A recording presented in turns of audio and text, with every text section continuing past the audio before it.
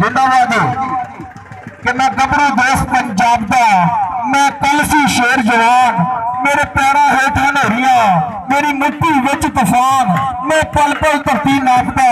मैं खिच लैंदा आसमान, मैं मंगता पाक रसूल दा, मेरे सीने विच कुरान, मैं आमद खाना झाबरी, मेरा नामा सादल बार, मेरे यारी गोरे ककड़े, मेरे सच्चे वाले सन यार, मैं चांगे मांगे बसता, मेरा नाम निजाम लोहार, मैं सजना बोली खैर हाँ, मैं वैलियां लई यरदार, नहीं मत्था टेकन जानदा किसे अकबर दे दरबार, मैं दुल्ला भट्टिया मारदा,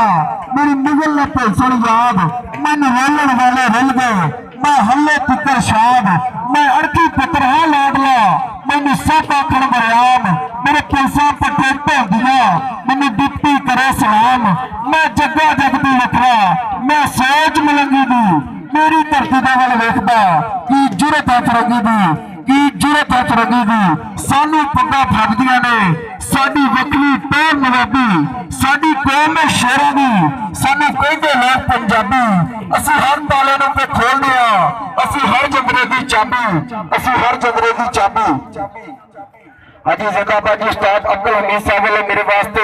बहुत ही अच्छा तामन है जी, मेहरबानी शुक्रिया उस्ताद अब्दुल हमीद वास्ते,